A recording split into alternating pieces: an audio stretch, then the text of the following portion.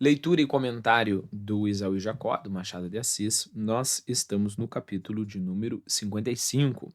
O nome deste capítulo é A Mulher é a Desolação do Homem. A despedir-se, fez Aires uma reflexão que ponho aqui para o caso de algum leitor. A tenho feito também. Eu acho que é a tenha feito também, acho que é um pequeno erro aqui.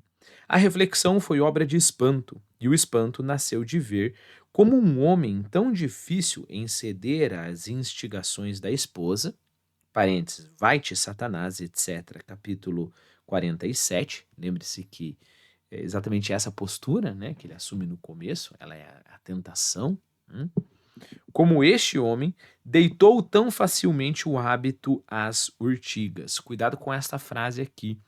Deitar o hábito às urtigas, você pode entender. Isso acontece no Machado, na linguagem do Machado. Como assim? Você deita. Então você deita nas urtigas porque é o seu hábito, você sempre faz isso? Hum? Então toda vez que você vê uma frase estranha no Machado, tenta lembrar, tenta pensar se não existe mais significado para as palavras que estão te dando estranhamento. Tem um caso muito engraçado no Shakespeare. Tem lá a Julieta tá lá na sacada, né? E daí ela fala assim: Wherefore art thou Romeo? E wherefore, na verdade, é um jeito antigo de falar por quê, why. Só que where em inglês é onde. E aí, quando se representa Shakespeare no teatro, fica lá a atriz lá, Wherefore art thou, Romeo? Então, onde está você, Romeu? E o cara tá logo à frente dela, assim, sabe? Ele tá na frente da sacada.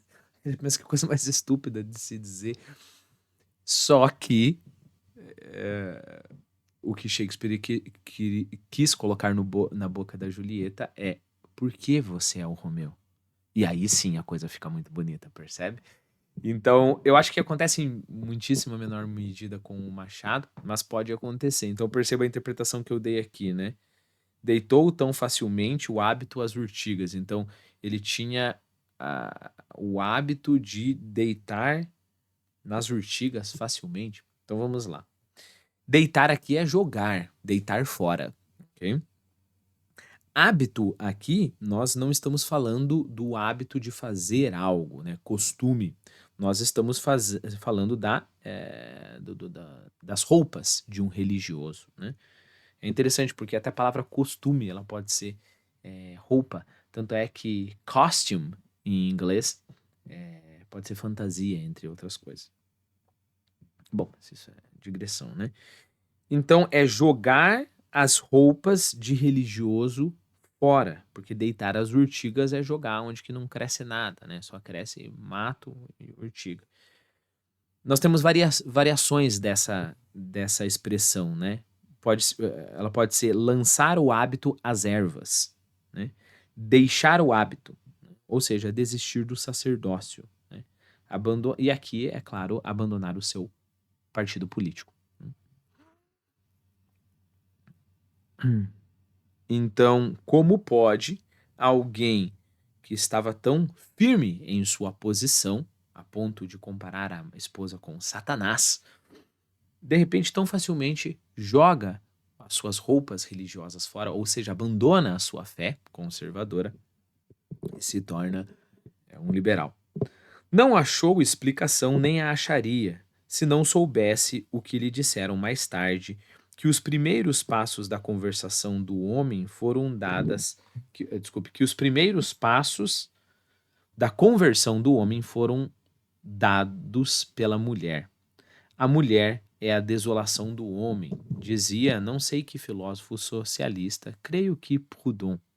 Esse Proudhon é um filósofo anarquista que dizia que toda propriedade é um roubo. A mulher é a desolação do homem, dizia não sei que filósofo socialista, creio que Proudhon. Foi ela a viúva da presidência que por meios vários e secretos tramou passar as segundas núpcias. ou seja, casar novamente com o presidente, né? Ou seja, que o marido dela fosse novamente presidente. Quando ele soube do namoro, já os banhos estavam corridos. Não havia mais que consentir e casar também. Ainda assim, custou-lhe caro. O clamor dos seus aturdia-lhe de antemão os ouvidos, e a alma ia cega, tonta, mas a esposa servia-lhe de guia e amparo, e com poucas horas Batista viu claro e ficou firme. Estamos à porta do terceiro reinado, ponderou Dona Cláudia, e certamente o Partido Liberal não deixa tão cedo o poder. Os seus sonhos são válidos, a inclinação dos tempos é para o liberalismo. E você mesmo? Sim, eu, suspirou Batista. Dona Cláudia não suspirou, cantou vitória. A reticência do marido era a primeira figura da aquiescência, ou seja, da concordância. Não lhe disse isso assim, nu e cru, também não revelou alegria descomposta. Falou sempre a linguagem da razão fria e da vontade certa. Batista, sentindo-se apoiado, caminhou para o abismo e deu o salto nas trevas. Não o fez sem graça, nem com ela, posto que a vontade que trazia fosse de empréstimo, não lhe faltava desejo a que a vontade da esposa deu vida e alma. Repare que aqui há uma diferença entre desejo e vontade, né? Às vezes a gente esquece essa diferença, mas existe, né? Desejo é aquilo que te dá ganas de fazer, né? Vontade é um tipo de determinação. Geralmente a gente fala, né? Eu estou com vontade de comer um bolo, né? É claro, nós não precisamos ser rigorosos no nosso dia a dia, mas a rigor não é que você está com vontade, você está com desejo de comer um bolo, né?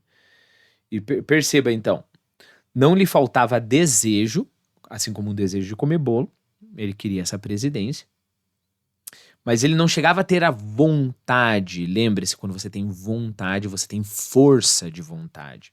Então ele não chegava a ter força de vontade, mas esta força de vontade, vontade com força, lhe era dada pela esposa, né? A esposa deu vida e alma. Daí a autoria que se investiu e acabou confessando. Tal foi a conclusão de Aires, segundo se lê no memorial. Tal será a do leitor, se gosta de concluir. Note que aqui lhe poupei o trabalho de Aires, não o obriguei a achar por si o que de outras vezes é obrigado a fazer. O leitor atento, verdadeiramente ruminante, tem 4 estômagos no cérebro, e por eles faz passar e repassar os atos e os fatos, até que deduza a verdade, que estava ou parecia estar escondida.